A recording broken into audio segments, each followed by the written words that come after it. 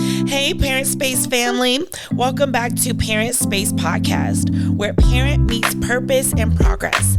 I am your host, Asia Nicole, wife, mama of 4, parent coach, and the founder of ParentSpace and Play Studio.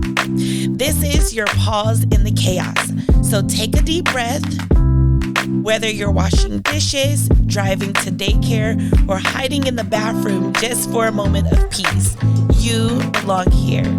You are in for a real treat today. On today's episode of ParentSpace Podcast, we are diving into one of the most important and sometimes most challenging part of parenting. What to do when parenting styles clashes with your partners, and how to parent in unity even when you don't always agree. Joining us for this powerful and insightful conversation is someone I deeply admire and respect, Renata Nkinkuelo. Renata is a California licensed clinical social worker, life and relationship strategist, and the brilliant CEO of Gracefully Rooted Therapy. With over 25 years of counseling experience, Renata brings a wealth of wisdom in supporting individuals, couples, and families through highs, lows, and healing moments of life. She specializes in trauma-informed care, abuse recovery, and couples issues, all while using evidence-based practices to make therapy relatable, compassionate, and impactful. Her approach is holistic, heart-centered, and truly gracefully rooted in honoring every person's unique story and strength. Renata is not only a sought-after couples therapist, she's also on a mission to reduce mental health stigma and help us all feel a little more seen, safe, and supported in our relationships. She operates her private practice in Roseville, California, and let me tell you, the wisdom she drops in this episode, you are going to want to take notes. So grab your coffee, settle in, and let's get into this conversation with the amazing Renata Nkinkuelo. I want to say thank you for being here. You're not welcome.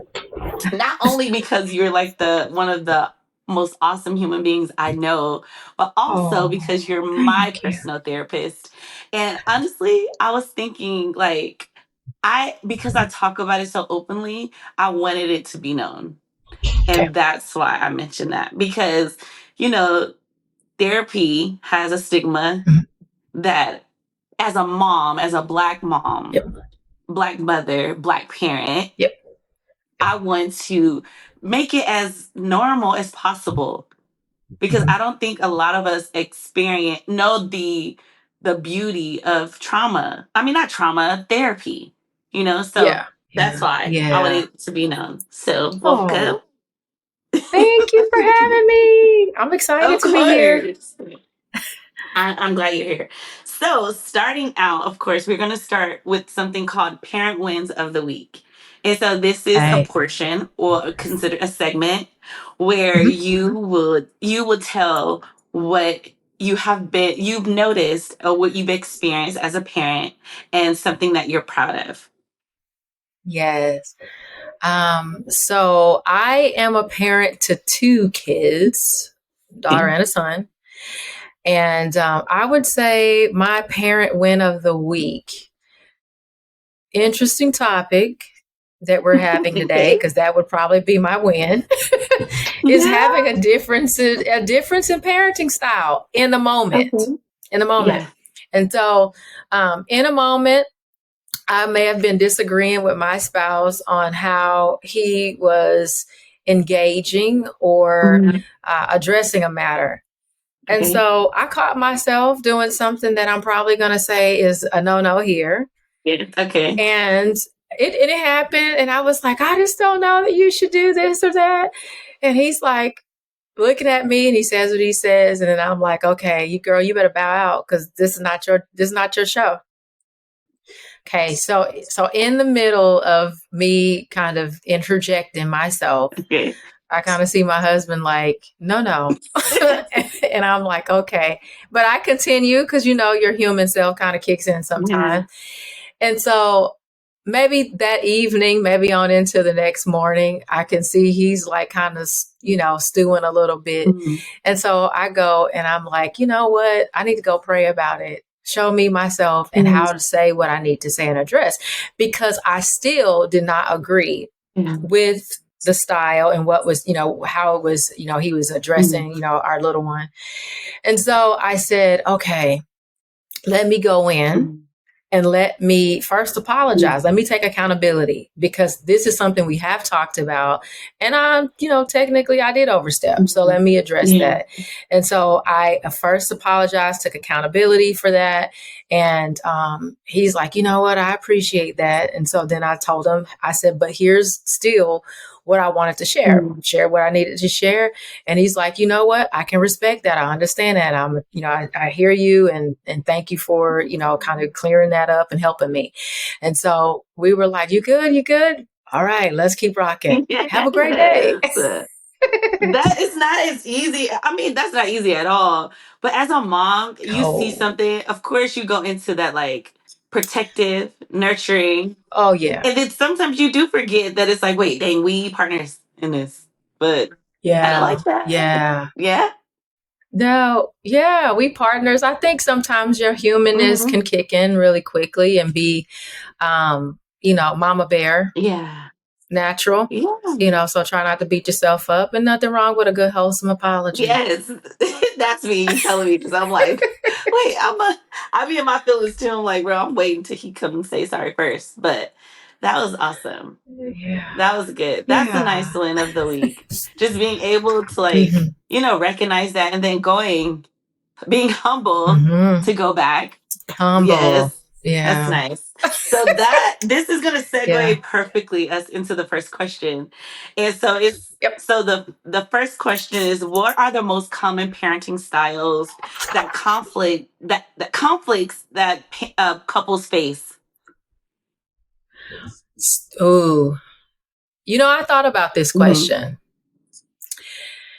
And I would say, in all honesty, any of them could conflict. Okay. Right? And I don't know if most people listening would know what the parenting styles are, but you have authoritative, authoritarian, permissive, and uninvolved. And so when you think about like how those are defined, like authoritarian, I'll just kind of share a little bit. This style of parenting involves like high responsiveness and high demandingness. Parents are nurturing and supportive, and they set clear expectations, but also allow their children to have a voice and develop autonomy. And then you have an authoritarian style where, it's characterized by high demandingness and low responsiveness, where parents are the ones that enforce and the rules. Notice I'm using a keyword, rules, and expect obedience, which in and of itself is not a challenging thing. It's not. But it's often without explanation and discussion. So you just do what I say because I said so. And there's no autonomy built in that. And then you have permissive, where this is kind of like, people are somewhat hands off, very lenient. There aren't any rules to follow, that kind of thing. And then you have the uninvolved, where they're really maybe emotionally absent, not present. I'm just kind of let you do what you're going to do. And so when you think about any of those, in all honesty, if two people are not in unity and agreement on how they parent, either one of those could set off, World War III in your home, or really cause dysfunction, in the family dynamic. So that would be my answer. Any one of if you are not in unity and agreement around parenting style, that's good. You could have some challenges. Of course, I was thinking when you were talking, I was like, okay, I can see myself in that one. I can see myself in that one and that one. And it's easy to be like, when you know the definition of parenting styles, because most people, parents, don't know that there's a such thing as parenting styles. And like I mentioned before, most times it's like generational. And it's like, I'm just doing what my mom did. I'm just doing what my dad did, Or it could be the complete extreme. It's like, I'm not going to do what they did at all, versus I'm going to do everything they did. Well, they did this to me and look at me now. And it's like, but it doesn't work for your children, Like, Right. You get so, Exactly. and it's like it's either Exactly. all the way left or all the way right. Oh wait, which one? My anyway, either way. Oh gosh. But it's like the balance. That's what's important in Yep. knowing those parenting Mm-hmm. styles.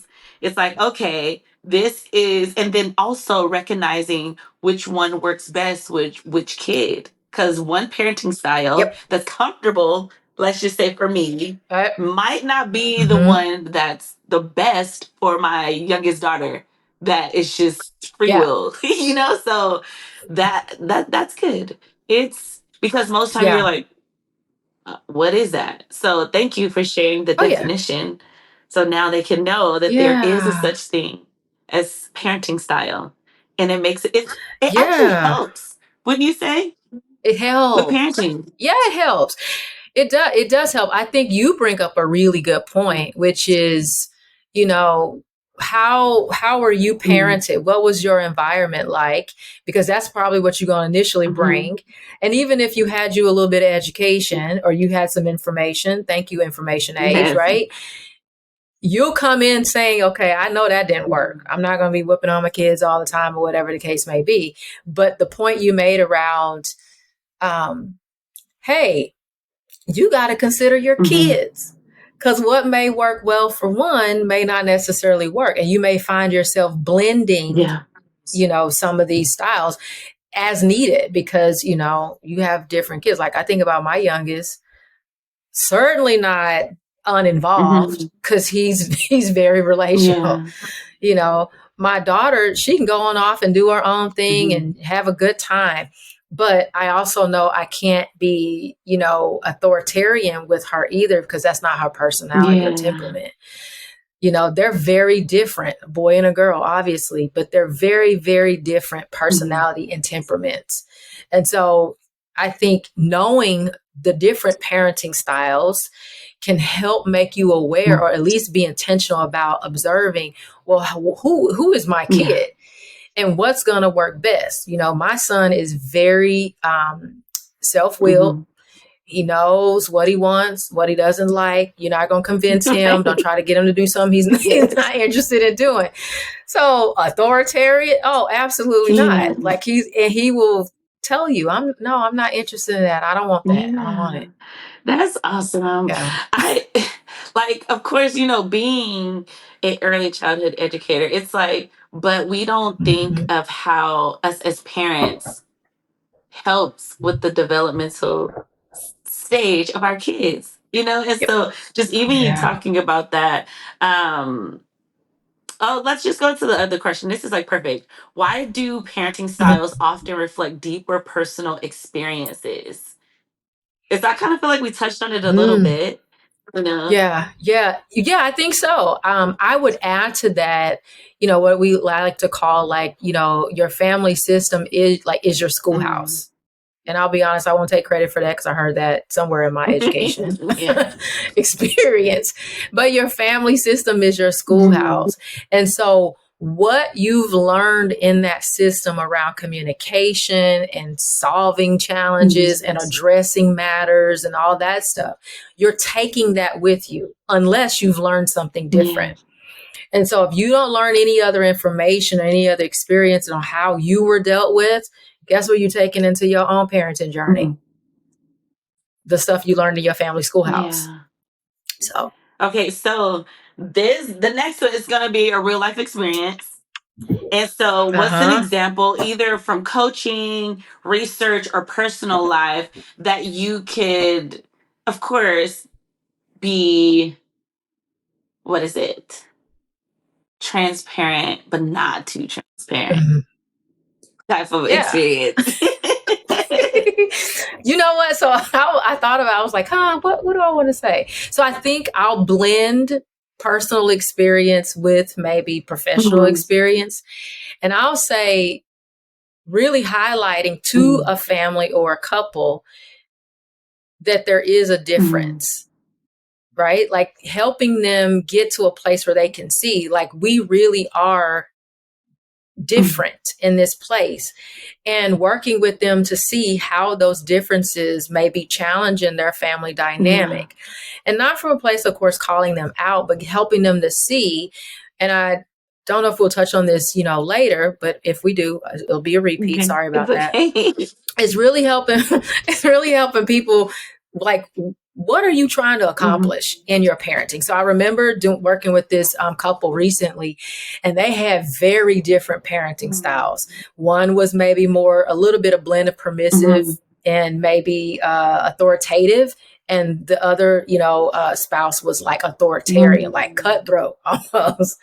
And I remember they were like, this is what it needs to be like because I said so. And I was like, okay. So we did a little bit of how has your parenting journey, like how you were parented, how is that influencing? And really helping them maybe look at the values that they want to their child to take into the world as they launch into, adulthood or what have you, and getting them to see, okay, these are the things that you value.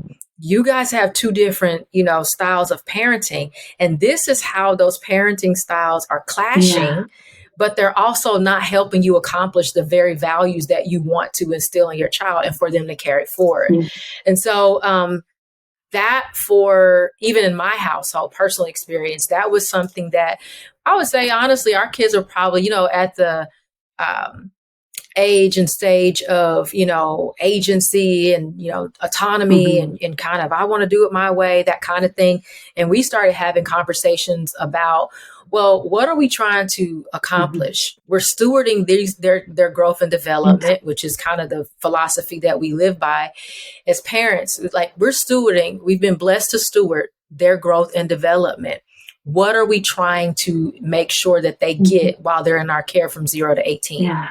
And so from that, we've been kind of able to say, all right, we need to get on the same page. Make sure we're on the same page. That's good. So actually the last episode, I think by the time this comes out, there's going to be an episode in between, but the one before that, it was called Family Vision and Values.